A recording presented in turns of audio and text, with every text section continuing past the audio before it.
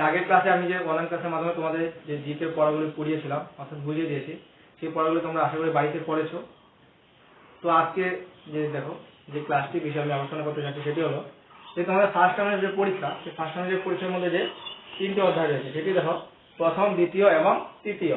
প্রথম অধ্যায়ে যেমন রয়েছে দেখো কি প্রথম অধ্যায়টির নাম হলো পৃথিবীর কথা, দ্বিতীয় অধ্যায়টি হলো আকাশ থেকে মহাকাশ, তৃতীয় বিজ্ঞান যখন ভাবায়। অর্থাৎ ফার্স্ট টার্মে তোমার এতটুকু পড়তে হবে। এবং এভরিডে যে এই বইটি রয়েছে সাথে, সেই বইটি দেখো everyday English conversation 6 to 11 page পর্যন্ত। তোমরা বিষয়টি তোমরা দেখেছো হয়তো, সিলেবাসে দিয়ে দেওয়া হয়েছে তোমাদের বইয়ের সাথে, তো তোমরা একটু দেখে নেবে।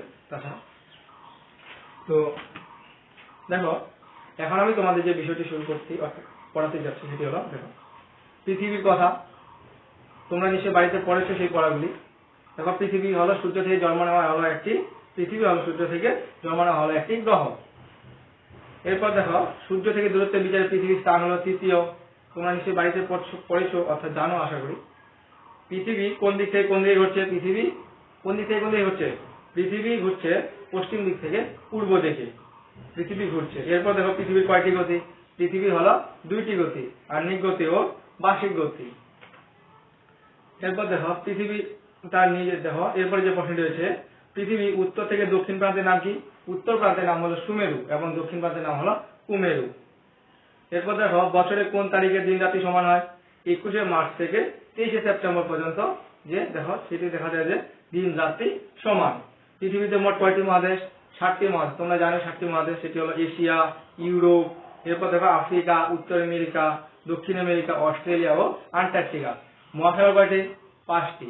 প্রশান্ত মহাসাগর, আটলান্টিক মহাসাগর, ভারত মহাসাগর, সুমেরু মহাসাগর ও কুমেরু মহাসাগর।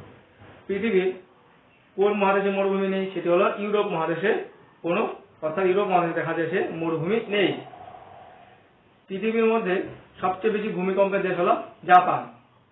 কোন দেশে রাতে রামধনু দেখা যায়? হাওয়াই দ্বীপে রাতে রামধনু দেখা যায়। এরপর দেখো পৃথিবীর মধ্যে সবচেয়ে বড় মহাসাগর কোনটি? পৃথিবীর মধ্যে সবচেয়ে বড় মহাসাগর হলো প্রশান্ত মহাসাগর। এই বিষয়গুলি যে পড়াচ্ছি সেই বিষয়গুলো তোমরা একটু মনোযোগ সহকারে দেখবে। এরপর দেখো কোন মহাসাগরে মৌসুমী বায়ু মহাসাগর বলা হয়? সেটি হলো ভারত মহাসাগরকে বলা হয় মৌসুমী বায়ু মহাসাগর। এরপর দেখো পৃথিবীর বৃহত্তম মালভূমি কোনটি? পৃথিবীর বৃহত্তম মালভূমি হলো পামির মালভূমি। পৃথিবীর দীর্ঘতম সড়ক কি? পৃথিবীর দীর্ঘতম সড়ক হলো ব্রডওয়ে অর্থাৎ নিউ ইয়র্কে অবস্থিত। এরপর দেখো পৃথিবীর দীর্ঘতম নদী হলো মিশরের নীল নদ। এরপর দেখো কিছু পরে রয়েছে সেটি হলো দ্বীপ। দ্বীপ কাকে বলে? চারিদিকে জল বেষ্টিত ভূভাগকে বলা হয় দ্বীপ। অর্থাৎ দ্বীপ দেখো চারিদিকে অর্থাৎ জল, এদিকে মাঝখানে যে অংশটি অর্থাৎ জল বয়ে যাচ্ছে সেটিকে বলা হয় দ্বীপ। এদিকে জল, চারিদিকে জল বেষ্টিত ভূভাগ, মাঝখানে যে অংশটি সেটিকে আমরা বলতে পারি দ্বীপ।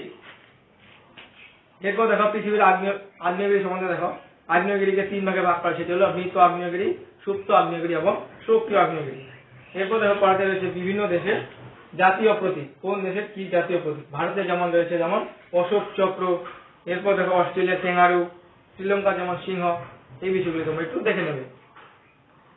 এছাড়াও দেখো ভৌগোলিক উপাধি। ভৌগোলিক উপাধি দেখো নীল নদের ডাক কাকে বলা হয়? মিশরকে। এরপর দেখো অশনির দেশ হলো ভুটান। সূর্যোদয়ের দেশ বলতে পারি আমরা জাপান। গোলাপি শহর জয়পুর। ঝড়ের শহর হলো শিকাগো শহর। শিকাগো শহরকে বলা হয় ঝড়ের শহর। ভূস্বর্গ বলা হয় কাশ্মীর। এই বিষয়গুলি তোমরা একটু দেখে নেবে। এছাড়াও দেখো দ্বিতীয় অধ্যায় আকাশ থেকে মহাকাশ। বাতাসে কয়টি স্তর? বাতাস হলো 5টি স্তর, সেটি হলো ট্রোপোস্ফিয়ার, স্ট্রাটোস্ফিয়ার, আয়নোস্ফিয়ার, এক্সোস্ফিয়ার এবং ম্যাগনেটোস্ফিয়ার অর্থাৎ 5টি স্তর। এরপর দেখো যে পয়েন্টটি রয়েছে সেটা হলো কৃত্রিম উপগ্রহ। স্পুটনিকের ওজন হলো 184 পাউন্ড। মহাকাশে প্রথম যাত্রী কোন প্রাণী গিয়েছিল মহাকাশে? প্রথম লাইকা নামে এক কুকুর প্রথমকে মহাকাশে প্রেরণ করা হয়েছিল। এরপর দেখো কোন নারী প্রথম মহাকাশে পাড়ি দেয়? সেটি হলো রুশ। যে রুশের একজন মহিলা সেটি হলো ভ্যালেন্টিনা তেরেস্কোভা। এই বিষয়গুলো তোমরা একটু দেখে নেবে। এরপর দেখো ভারতের কোন মহিলা প্রথম মহাকাশে পাড়ি দেয়? ভারত থেকে, সেটি হলো কল্পনা চাওলা। তো দেখো তৃতীয় অধ্যায় বিজ্ঞান যখন ভাবায়। বিজ্ঞান শব্দের অর্থ হয়, বিজ্ঞান শব্দের আমরা জানি বিশেষ জ্ঞান, অর্থাৎ যেখান থেকে আমরা জ্ঞান অর্জন করতে পারি। দেখো কি রয়েছে? বিশেষভাবে অর্জিত জ্ঞানকে আমরা বলতে পারি বিজ্ঞান। মশা থেকে কি কি রোগের জীবাণু বহন করে? ম্যালেরিয়া, গুদ এবং ডেঙ্গু জ্বর হতে পারে মশা থেকে। আবার প্রাণীকে আমরা দেখো মেরুদণ্ড প্রাণী রয়েছে কি কি মেরুদণ্ড প্রাণী বলতো দেখি? আমরা মানুষ আমরা কি মেরুদণ্ড প্রাণী। এরপর দেখো মাছ, কুকুর এসব মেরুদণ্ড প্রাণী, আরো অন্যান্য কিছু রয়েছে। প্রাণীকে আবার দুই ভাগে ভাগ করে, মেরুদণ্ডী প্রাণী এবং অমেরুদণ্ডী প্রাণী। বলতো দেখি কোন প্রাণী কাটলেও মরে না? অর্থাৎ কেঁচো। কেঁচো যদি কেটে দাও তাও দেখবে কেঁচো মরে না। এরপর দেখো সূর্যের সবচেয়ে কাছের গ্রহ কি? সূর্যের সবচেয়ে কাছের গ্রহ হলো বুধ। কোন উদ্ভিদের শ্বাসমূল আছে? সেটি হলো সুন্দরী গাছের শ্বাসমূল রয়েছে। দেখতে হবে যে গাছের সাইড দিয়ে এক ধরনের শ্বাস নেওয়ার জন্য মূল বেরিয়ে আসে, সেটি হলো গাছকে কি বলা? সুন্দরী গাছের শ্বাসমূল রয়েছে। সুন্দরী গাছ কোথায় বেশি দেখতে পাওয়া যায়? সুন্দরী গাছ বেশি দেখতে পাওয়া যায় সুন্দরবনে। সবচেয়ে দ্রুতগামী স্থলচর প্রাণী কোনটি? সবচেয়ে দ্রুতগামী স্থলচর প্রাণী তোমরা নিশ্চয়ই জানো, সেটি হলো চিতাবাঘ। চিতাবাঘ হলো সবচেয়ে দ্রুত স্থলচর প্রাণী। এমন একটা প্রাণীর নাম করো যার চোখে পাতা নেই। বলতো দেখি কি প্রাণী যার চোখে পাতা নেই? সেটি হলো মাছ। মাছের চোখে দেখবে যে মাছের চোখে পাতা নেই। কোন গাছের পাতা থেকে গাছ হয়? সেটি হলো পাথরকুচি। পাথরকুচি গাছের পাতা যদি তোমরা মাটিতে ফেলে দাও তো দেখতে পাবে সেই গাছের পাতা থেকে আরো সেখান থেকে চারা বেরিয়ে আসছে, অর্থাৎ পাথরকুচি গাছের পাতা থেকে চারা হয়। গাছের রান্নাঘর কাকে বলা হয়? পাতাকে আমরা বলতে পারি গাছের রান্নাঘর। এরপর দেখো বিশুদ্ধ লোহার রং কিরকম? বিশুদ্ধ লোহার রং হবে সাদা ও উজ্জ্বল। এরপর দেখো কি রয়েছে? গাছের প্রাণ রয়েছে, এই কথাটি সর্বপ্রথম কে প্রমাণ করেন? গাছের প্রাণ রয়েছে এই কথাটি বলেছিলেন বিজ্ঞানী আচার্য জগদীশ চন্দ্র বসু।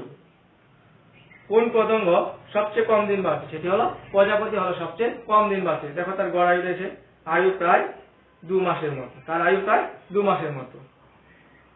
সবচেয়ে বড় সাপের নাম কি? অ্যানাকোন্ডা হলো সবচেয়ে বড় সাপ। এরপর দেখো জলের গ্যাসীয় এবং কঠিন রূপ। জলের গ্যাসীয় রূপ হলো বাষ্প এবং কঠিন রূপ হলো বরফ। বাতাসে চাপ মাপার যন্ত্রের নাম কি? বাতাসে চাপ মাপার যন্ত্রের নাম হলো ব্যারোমিটার। এরপর দেখো কোন প্রাণী ডিম পাড়ে কিন্তু বাচ্চাকে স্তন্যপান করে? সেটি হলো ছবিতে রয়েছে দেখো প্লাটিপ্লাস অর্থাৎ হংসচঞ্চু। ডিম পাড়ে অথচ বাচ্চাকে স্তন্যপান করে।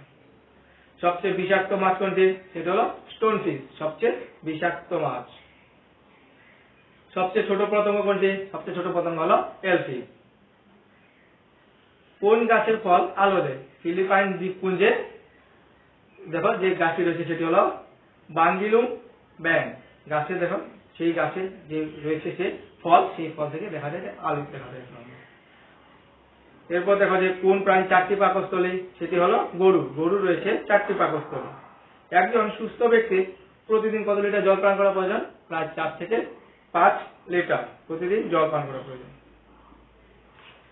ফুসফুসের কাজ কি? ফুসফুসের কাজ হলো অক্সিজেন গ্রহণ করে এবং শরীরের যে দূষিত রক্ত সেটিকে পরিশুদ্ধ করতে সাহায্য করে।